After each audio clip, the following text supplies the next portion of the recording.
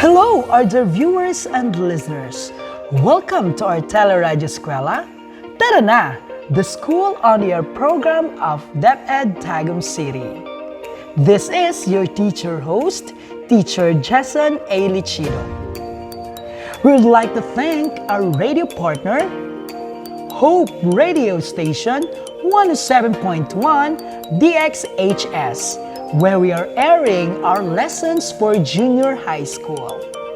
Thank you for your generosity. Today, you will be learning about basketball, a lesson in physical education, Quarter 2, Lesson 1. So get your modules, your notebooks, and writing pens, and be comfortable in the comfort of your homes. Let me give you our teacher broadcaster, Teacher Genevieve Martinez of Jose Tuason Jr. Memorial National High School. Thank you, Sir Jess.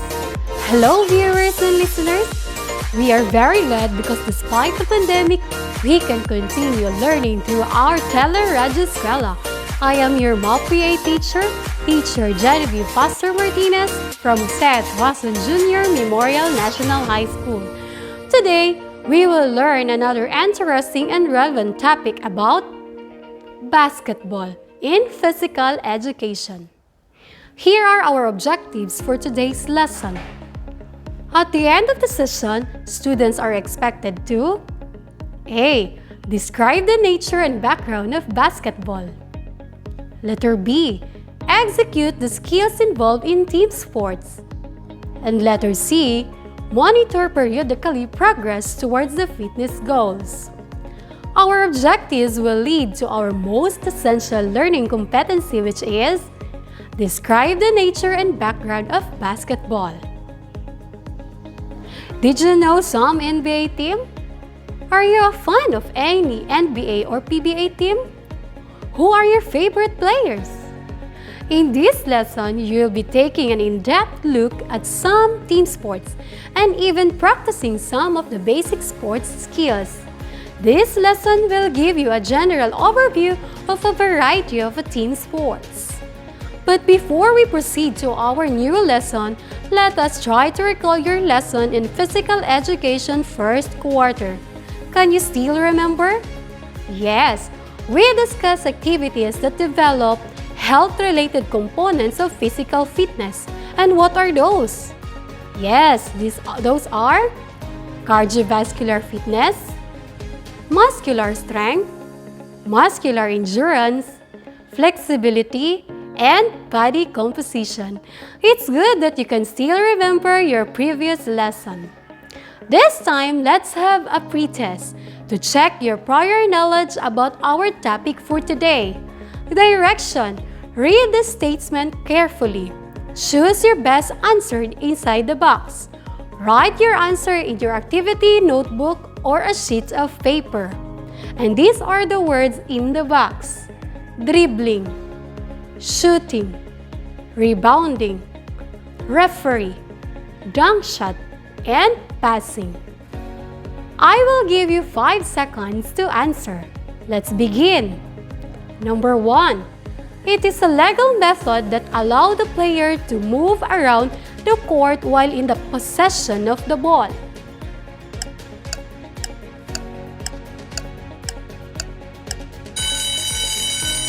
The answer is dribbling. Number 2.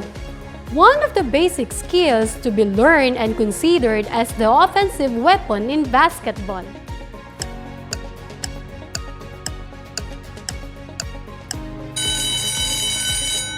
The answer is yes, it's shooting. Next, number 3. The ability to jump with power to gain possession of the ball as it bounces to the rim after a failed shot before it touches the floor.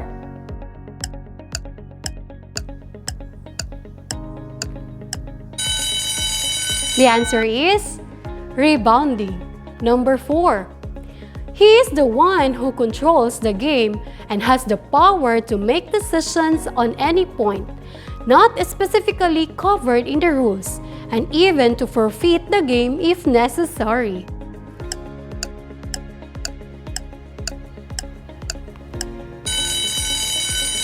The answer is referee. Number 5, the last number. A spectacular scoring maneuver when a player jumps high, reaches above the ring, and stuffs the ball down through the hoop.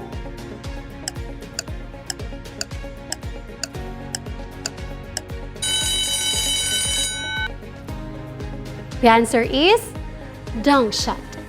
How's your score? I am hoping that you get all the items right. Later, after our discussion, I will give you another quiz that will surely make you excited. Don't worry, I know you could do it perfectly. So listen attentively to our discussion. And now, let's talk about basketball. Basketball is one of the world's most popular and widely viewed sports.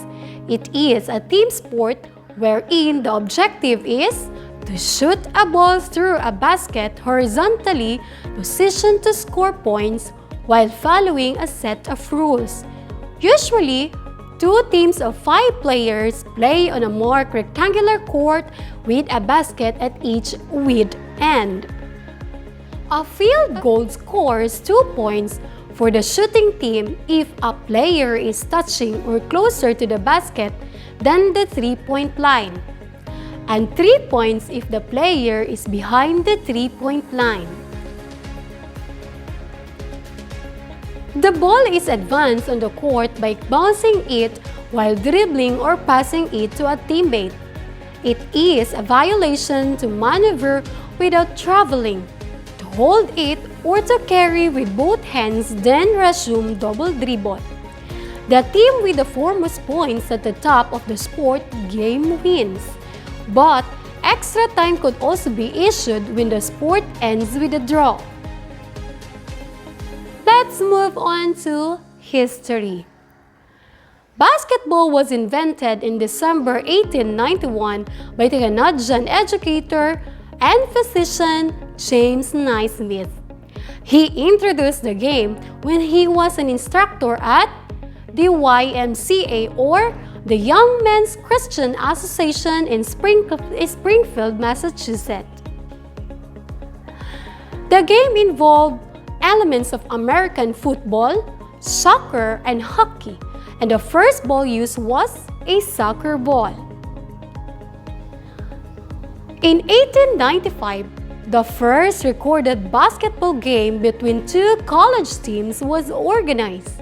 The University of Minnesota A&M faced Hamline University under 9-on-9 rules, winning the game 9-3. In 1896, the first collegiate 5-on-5 game was played between Iowa and the University of Chicago, with Chicago winning 15-12. 6 teams took part in the first professional basketball league, but the league was disbanded in 1904. Between then and World War I, small championships were created, and some teams played for money against challengers. Let's move on to mechanics and rules. Number 1 mechanic, teams and positions. 5 players are assigned to opposing teams, with each team made up of a point guard, a shooting guard, small forward, power forward, and a center.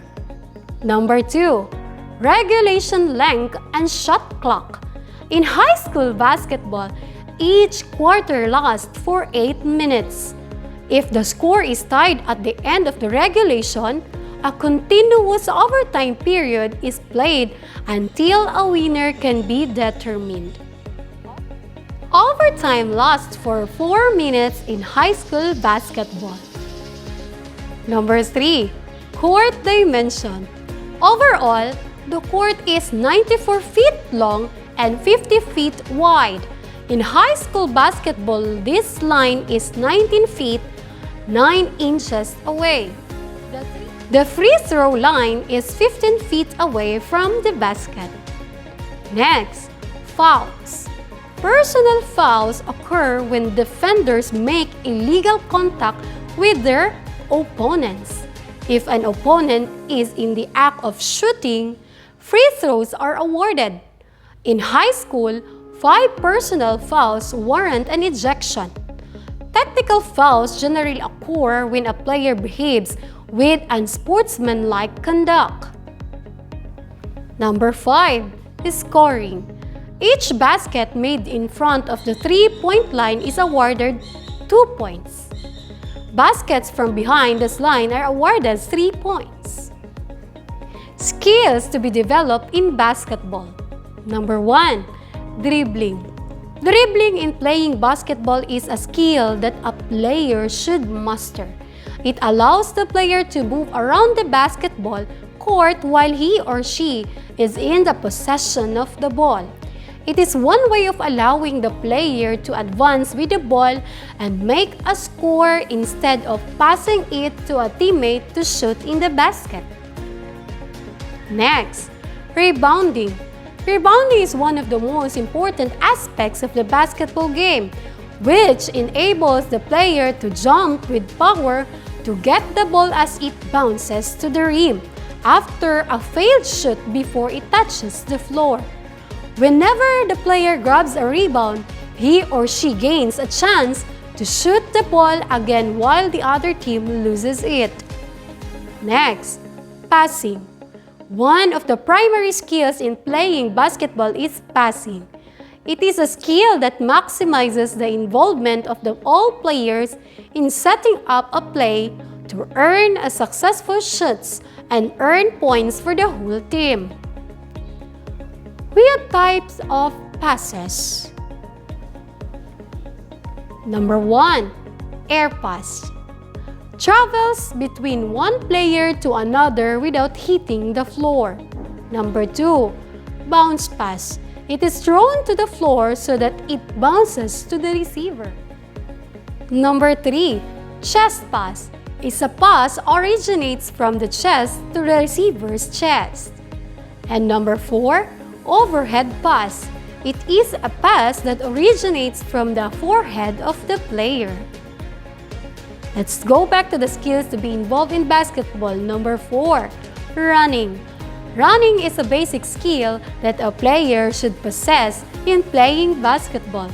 It provides the player a greater chance to shoot the ball. Number 5, shooting. The first basic skill to be learned in playing basketball is shooting. Every basketball player loves to shoot the ball into the basket. Players have a good time of their practice on shooting drills to improve their skills. Remember the BEEF or balance, eyes, elbow, and follow through when shooting the ball. Before we proceed to our assessment, let us answer first the following questions. Number 1, how does basketball skills help you in attaining your goals towards fitness? Yes, playing basketball helps you to improve motor coordination, flexibility, and endurance. It also encourages speed, agility, and strength. These skills are shown to have a positive effect on promoting a healthy body weight and encouraging more physical activity, which can enhance cardiorespiratory fitness and self-esteem. Number 2, why do we need to do physical activities, most especially today's pandemic? Yes, physical activity or exercise can improve your health, our health, and reduce risk of developing several diseases like COVID-19. Physical activity and exercise can have immediate and long-term health benefits.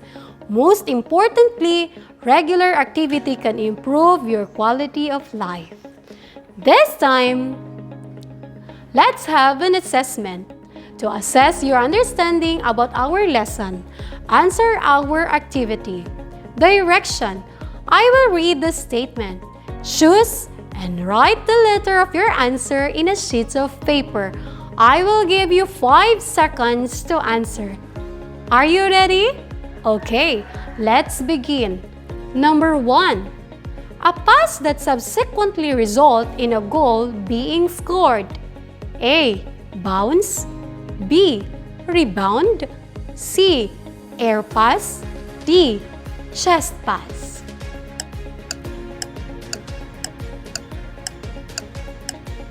The answer is letter C. Air pass. Number 2. A skill that maximizes the player's involvement to set up a play to earn a successful throw on the basket and earn a score for the team. A. Dribbling. B. Passing. C. Shooting. Or D. Rebounding.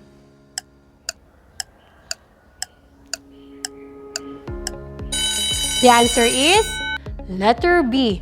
Passing. Number 3.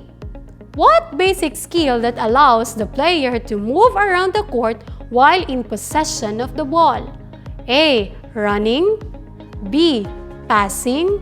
C. Dribbling. Or D. Shooting.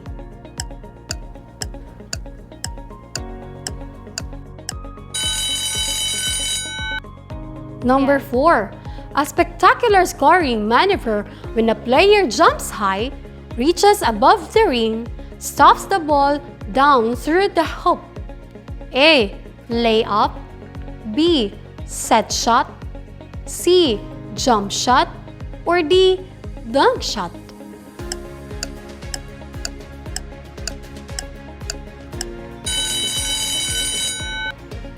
The answer is letter A. Layup. And for the last number, number 5, it is an offensive weapon in basketball. A. Shooting. B. Dribbling. C. Passing. Or letter D. Running.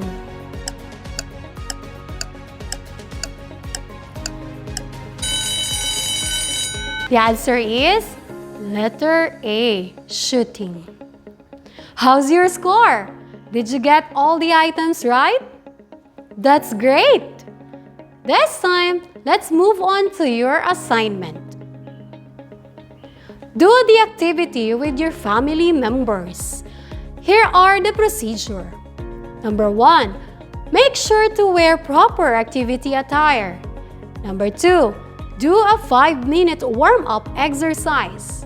Number 3, once finished with the warm-up, do the stationary dribbling, passing, and shooting in preparation for upcoming activities. And lastly, after doing the skills, compute your pulse rate. Afterwards, answer the following guide questions. Number 1, what have you noticed with your pulse rate after doing the skills in relation to your resting pulse rate? Number 2, why did your pulse rate change as you are doing the activity? Number 3, how do you feel about the different activities you are engaged in? Number 4, what challenges did you encounter in performing the activities? And last number, what values can be fostered as you and your family engage and participate in a team sport such as basketball? After accomplishing the given activities, submit your outputs to your MAPA teacher. That ends our lesson for this day. If you have some questions or clarification, you may write it on a feedback form. Again, do not forget to submit your quiz, assignment, and feedback forms to your respective MAPA teacher. I hope that you learned a lesson from our discussion today. Till next time, goodbye! That was amazing, Teacher Jen. Thank you so much. Thank you to our students, viewers, and listeners for tuning in. I do hope you have learned something today. See you in our next subject. Bye for now!